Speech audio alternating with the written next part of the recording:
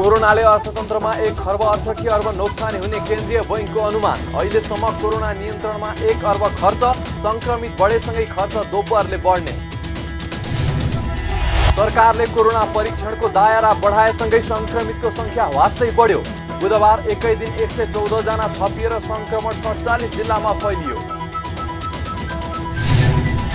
र मुलुकभित्र सञ्चालित सार्वजनिक संस्थानको नाफा बढे पनि सरकारलाई दिने लाभांशमा भने कमी। 5.5 खर्ब लगानी गर्दा 5 संस्थाको कारोबार शून्य। बुबाले के भएको मामु, केही बोल्नुस् न। बुहारी यता आऊ न। क्यान्सर भन्नुहुन्छ डाक्टरले। उपचारको लागि त्यति ठुलो रकम यति चाँडै कहाँबाट ल्याउने होला? नमस्ते, म नेपाल लाइफको अभिकर्ता। हिजो मात्रै थाहा पाएँ तपाईँको श्रीमानको बारेमा। मैले सबै प्रोसेस गरेर 50 लाखको चेक ल्याइदिएकी छु। नेपाल लाइफ घातक रोग उपचार खर्च योजना रु 50 लाखसम्म। रोग लाग्नै नदिनु प्रयत्न तपाईँको। केही भए उपचारमा साथ दिने बाचा नेपाल लाइफको। नेपाल लाइफ, किनकि जीवन अमूल्य छ। नमस्कार, कारोबार समाचारमा स्वागत छ। अब समाचार विस्तारमा। कोरोना भाइरस महामारीले अर्थतन्त्रमा 1 खर्ब 68 अर्ब रुपैयाँ नोक्सानी हुने नेपाल राष्ट्र बैंकले अनुमान गरेको छ। राष्ट्र बैंकले चालु आर्थिक वर्षको मौद्रिक नीतिको तेस्रो त्रैमासिक समीक्षा सार्वजनिक गर्दै स्वास्थ्य सङ्कटको भयावह अवस्थामा अर्थतन्त्रको व्यवस्थापन चुनौतीपूर्ण बनेको भन्दै प्रचलित मूल्यमा मापन गरिएको कुल गृहस्थ उत्पादनमा 1 खर्ब 68 अर्ब नोक्सानी हुने भन्दै प्रारम्भिक अनुमान गरेको हो। राष्ट्र बैंकले चालु आर्थिक वर्षका लागि 7% आर्थिक वृद्धि हुने गरेको प्रक्षेपण र केन्द्रीय तथ्याङ्क विभागले हालै सार्वजनिक गरेको 2.28% आर्थिक वृद्धिको अनुमान बीचको अन्तरका आधारमा अनुमान गरेको हो। चालु आर्थिक वर्षमा धान उत्पादन घट्नुको साथै कोरोना महामारीका कारण उत्पादन तथा आपूर्ति प्रणाली प्रभावित हुन गई अर्थतन्त्रका सबै क्षेत्र प्रभावित भएका छन्। यसअघि चालु आर्थिक वर्षमा खानी तथा उत्खनन, उत्पादन, निर्माण, होटल तथा रेस्टुरेन्ट एवं यातायात उपक्षेत्रको वृद्धि ऋणात्मक हुने तथ्याङ्क विभागले अनुमान समेत गरेको छ। राष्ट्र बैंकको अनुसार कोरोना प्रकोपका कारण सृजित लकडाउनको अवधिमा आयात र निर्यात दुवै घटेको छ। गत आर्थिक वर्षको चैतदेखि वैशाखसम्म 2 खर्ब 29 अर्बको आयात भएकोमा चालु वर्षको सोही अवधिमा 1 खर्बको मात्रै आयात भएको छ। यस्तै निर्यात गत वर्षको चैतदेखि वैशाखसम्म 17 अर्ब 31 करोड भएकोमा अहिले 7 अर्ब 16 करोड मात्रै भएको छ। सरकारले गत चैत्र 11 गतेदेखि गरेको देशव्यापी लकडाउन जेठ 20 गतेसम्म जारी गरेको छ। यस्तै यो अवधिमा विप्रेषण पनि गत वर्षको तुलनामा 67 अर्ब 63 करोड कम प्राप्त हुने अनुमान राष्ट्र बैंकको छ। गत वर्षको चैतदेखि वैशाखसम्मको अवधिमा 1 खर्ब 43 अर्ब 11 करोड विप्रेषण प्राप्त भएकोमा यो वर्षको सोही अवधिमा 75 अर्ब 48 करोड मात्रै प्राप्त हुने अनुमान छ। यस्तै फागुनमा पर्यटनबाट 5 अर्ब 10 करोड आय प्राप्त भएकोमा चैतमा जम्मा 1 अर्ब 60 करोड प्राप्त भएको राष्ट्र बैंकको तथ्याङ्कले देखाएको छ। सरकारले महामारीको रूपमा फैलिएको कोरोना भाइरस नियन्त्रण, रोकथाम र उपचारका लागि देशभर करिब 1 अर्ब 4 करोड रुपैयाँ खर्च गरिसकेको छ। सरकारले कोरोना रोकथाम, नियन्त्रण तथा उपचारको सञ्चालन निर्देशिका 2076 अनुसार वैशाखसम्म सो रकम खर्च गरेको हो। मन्त्री परिषदको चैत 9 गतेको निर्णय अनुसार गठन भएको निर्देशिका अनुसार विभिन्न चरणमा गरेर 7वटा प्रदेशका लागि 2 अर्ब 59 करोड निकासा गरेकोमा सो अवधिसम्म 1 अर्ब 4 करोड वैशाखसम्म खर्च भइसकेको छ। बाँकी लगभग 1 अर्ब 45 करोड भने जेठ महिनामा खर्च भइरहेको भए पनि तथ्याङ्क भने सार्वजनिक भएको छैन। प्रधानमन्त्री कार्यालय मातहतमा रहेको कोषमा हाल लगभग 2 अर्ब 30 करोड रुपैयाँ जम्मा भइसकेको छ भने अर्थ मन्त्रालय मार्फत करिब 1 अर्ब 48 करोड यस अघि नै छुट्याइएको छ। हाल कोरोना नियन्त्रण कोष, अर्थ मन्त्रालय र स्वास्थ्य मन्त्रालय अन्तर्गतको बजेट खर्च भइरहेको छ। यसैगरी रक्षा मन्त्रालय मार्फत कोरोना रोकथाम र नियन्त्रणका लागि चाहिने स्वास्थ्य उपकरण खरिदको लागि 2 अर्ब 34 करोड निकासा भएको छ। सरकारले प्रदेशगत रूपमा छुट्याएको रकम कोरोना संक्रमण रोकथाम, नियन्त्रण र उपचारलाई आवश्यक औषधि, उपकरण तथा औषधिजन्य सामग्री खरिद, संक्रमित व्यक्तिका उद्धार तथा व्यवस्थापनमा खर्च भइरहेको छ।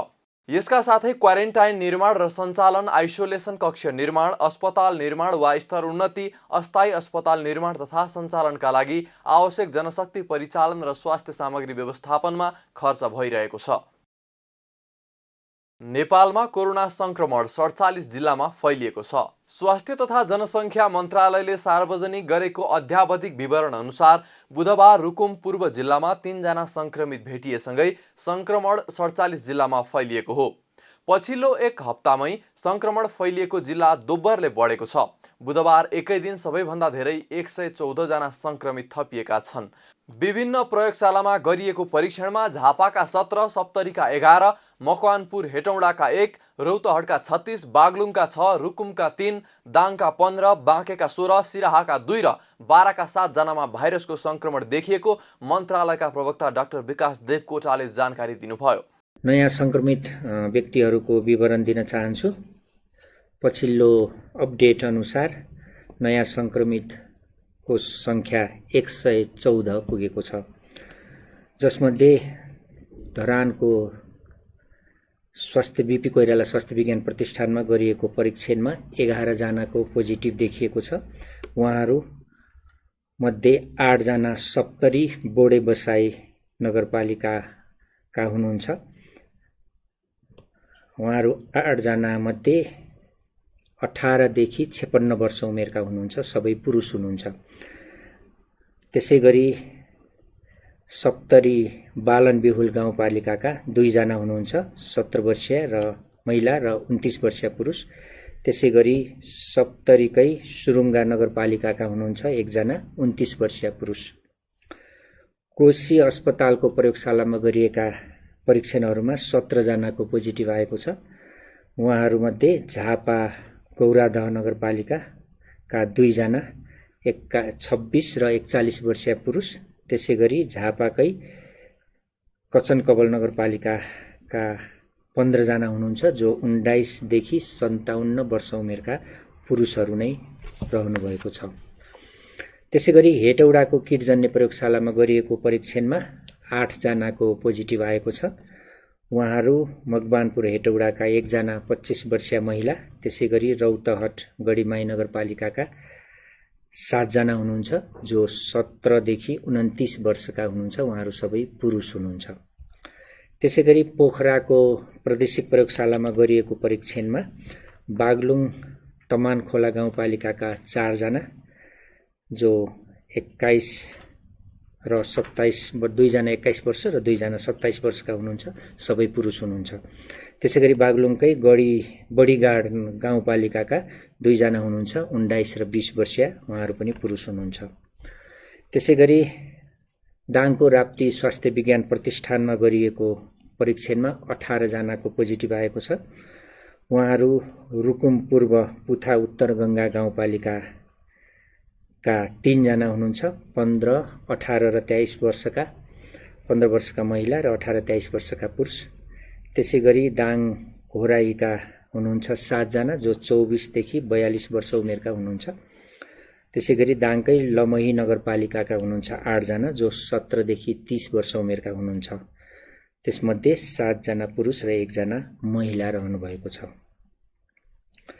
त्यसैगरी भेरी अस्पतालमा गरिएको प्रयोगशालामा गरिएको परीक्षणमा थप 16 जनाको पोजिटिभ आएको छ। उहाँहरूमध्ये बाँके डुडुवा गाउँपालिकाका 2 जना, जो 21 र 30 वर्षीय पुरुष हुनुहुन्छ। त्यसैगरी बाँके राप्ती सोनारी गाउँपालिकाका 7 जना हुनुहुन्छ, 19 देखि 40 वर्ष उमेरका पुरुषहरू। त्यसैगरी बाँकेकै बैजनाथ गाउँपालिकाका 6 जना हुनुहुन्छ, उहाँहरू 24 देखि 46 वर्ष उमेरका पुरुषहरू हुनुहुन्छ।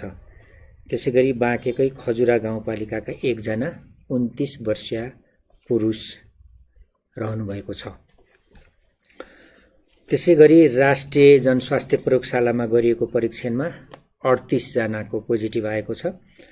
उहाँहरूमध्ये सिराहा सिद्धिचरणका 1 जना, 39 वर्षीय पुरुष, सिराहाका थाई ठेगाना भएका तर हाल रूपनी सप्तरीमा रहनुभएका 1 जना, 35 वर्षीय पुरुष। त्यसैगरी बारा प्रचौता नगरपालिकाका 7 जना, जो 52 वर्षीय महिला र 22 देखि 40 वर्षीयका 6 जना पुरुष हुनुहुन्छ। त्यसै गरी रौतहटका हाल 12 मा रहनुभएका रचौता नगरपालिकामै रहनुभएका 1 जना हुनुहुन्छ। उहाँहरूको थाई ठेगाना चाहिँ उहाँको रौतहट हो, हाल 12 मा हुनुहुन्छ। उहाँ 1 जना 41 वर्षीय पुरुष। त्यसै गरी रौतहट गौरका 8 जना 35 वर्षीय महिला र 18 देखि 30 वर्ष उमेरका 7 जना पुरुषहरू। त्यसै गरी रौतहटकै देवाही गुनाही नगरपालिकाका 2 जना 21 र 35 वर्षीय पुरुष। त्यसै गरी रौतहटकै कटरिया नगरपालिकाका 2 जना 27 र 36 वर्षीय पुरुष। त्यसै गरी रौतहटकै श्री जनता सेकेन्डरी स्कुलमा गरिएको नमुना परीक्षणमा 14 जना रौतहटका पोजिटिभ देखिनु भएको छ। उहाँहरू 17 देखि 50 वर्ष उमेरका हुनुहुन्छ। त्यसै गरी मदरसाका रौतहटकै 2 जना हुनुहुन्छ, 13 र 35 वर्षीय पुरुषहरू हुन्छ। आजका सबै पहिचान भएका संक्रमित व्यक्तिहरू हामीलाई प्राप्त जानकारी अनुसार क्वारेन्टाइनमै रहनु भएको छ र संक्रमित रहने जिल्लाको संख्या 47 पुगेको छ। पछिल्लो केही सातादेखि भारतीय सीमा हुँदै नेपाल प्रवेश गर्ने नागरिकको संख्या बढेसँगै संक्रमितको दर पनि वात्तै बढेको छ। मन्त्रालयका प्रवक्ता देवकोटाले प्रस्तुत गर्नुभएको प्रादेशिक विवरण अनुसार सबैभन्दा धेरै संक्रमितको संख्या प्रदेश 5 र प्रदेश 2 मा रहेको छ। प्रदेश 5 को 9वटा जिल्लामा 365 जना संक्रमित रहेका छन् भने प्रदेश 2 को 8 जिल्लामा 324 जना संक्रमित रहेका छन्।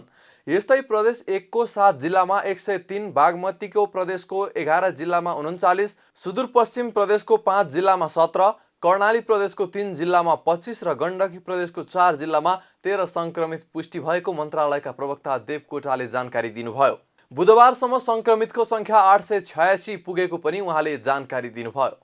संक्रमितहरूको प्रादेशिक विवरण दिन चाहन्छु। हालसम्म संक्रमित रहनुभएका जिल्लाहरू र संख्या यस प्रकार छ। प्रदेश नम्बर 1 का 7 वटा जिल्लामा 103 जना कुल हालसम्म संक्रमितको संख्या छ भने प्रदेश नम्बर 2 का 8 जिल्लामा 324 जना, बागमती प्रदेशका 11 जिल्लामा 39 जना, गण्डकी प्रदेशका 4 जिल्लामा 13 जना, प्रदेश नम्बर 5 का 9 जिल्ला रुकुम पूर्व थप भएको छ 365 जना। त्यसै गरी कर्णालीका 3 जिल्लामा 25 जना र सुदूरपश्चिमका प्रदेशका 5 जिल्लामा 17 जना गरी कुल 886 जना हालसम्म संक्रमित हुनुभएको छ। संक्रमित मध्ये 183 जना निको भएर घर फर्किसकेका छन् भने हालसम्म मुलुकभर 70,305 जना क्वारेन्टाइनमा रहेका छन्, जसमध्ये सबैभन्दा धेरै प्रदेश 5 मा 26,729 जना रहेका छन्। मन्त्रालयका अनुसार बुधबारसम्म नेपालमा आरडीटी विधिबाट 1,0287 नमुना परीक्षण भएका छन् भने पीसीआर विधिबाट भने 58,277 परीक्षणहरू गरिएका छन्। पछिल्लो 24 घण्टामा पीसीआर विधिबाट 3,580 र आरडीटी विधिबाट 2,320 परीक्षण भएका छन्। मुलुकभित्र सञ्चालित सार्वजनिक संस्थानमध्ये कुल 26 संस्थानले नाफा कमाएका छन्। सरकारका 44 वटा संस्थानमध्ये 26 वटा नाफामा, 13 वटा घाटामा छन् भने 5 वटा बन्द भएका छन्।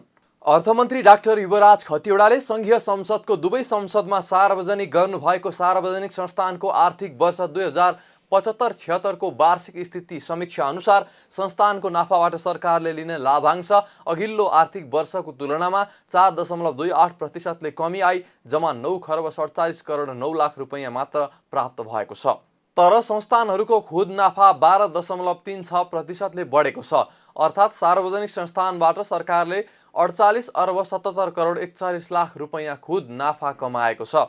नेपाल टेलिकम, नेपाल विद्युत प्राधिकरण, नेपाल आयल निगम, नेपाल नागरिक उड्डयन प्राधिकरण जस्ता ठूलो रकमको कारोबार गर्ने संस्थानका कारण नाफा रकम बढी देखिएको हो। समीक्षा अनुसार संस्थानहरूको सञ्चित नाफा 3.83% र सञ्चित नोक्सानी 27.33%ले कमी आए पनि समग्र सञ्चित नाफा 28.93%ले बढेको छ। अर्थमन्त्रीका अनुसार संस्थानहरूको कुल सञ्चालन आयमा उच्च वृद्धि देखिएको छ। एक वर्षमा यस्तो आय 20.29%ले बढेर 4 खर्ब 70 अर्ब 26 करोड 25 लाख पुगेको छ। अघिल्लो वर्ष 3 खर्ब 90 अर्ब 92 करोड 66 लाख रुपैयाँ थियो। नोक्सानीमा रहेका मध्ये नेपाल ओरिएन्टल म्याग्नेसाइट प्रणाली र बुटवल धागो कारखाना हाल सञ्चालनमा छैनन् भने नेपाल रेलवे कम्पनी निर्माणाधीन छ। अर्थ मन्त्रालयको तथ्याङ्क अनुसार सरकारले अस्तित्वमा रहेका 44वटा सार्वजनिक संस्थानमा अहिले पनि 2 खर्ब 71 अर्ब 83 करोड रुपैयाँ सेयर र 1 खर्ब 92 अर्ब 75 करोड रुपैयाँ ऋण लगानी गरेको छ।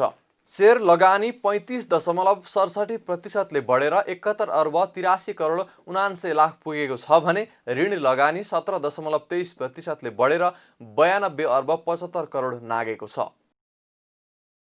कारोबार समाचारमा अब सुन चाँदी र तरकारीको थोक मूल्य तथा विदेशी विनिमय दर सम्बन्धी जानकारी।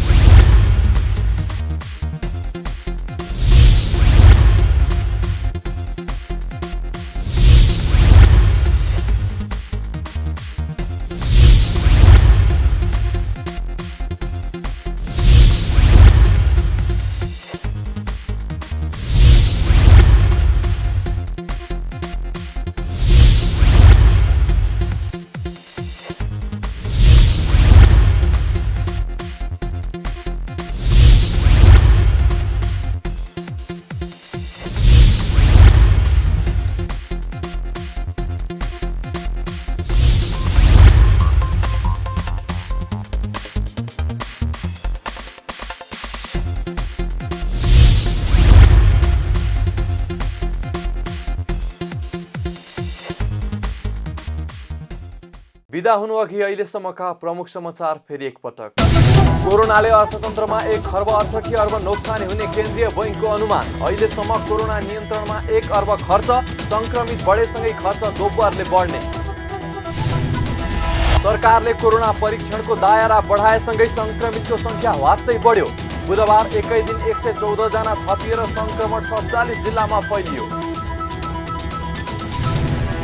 र मुलुकभित्र सञ्चालित सार्वजनिक संस्थानको नाफा बढे पनि सरकारलाई दिने लाभांशमा भने कमी। 4.5 खर्ब लगानी गर्दा 5 संस्थाको कारोबार शून्य।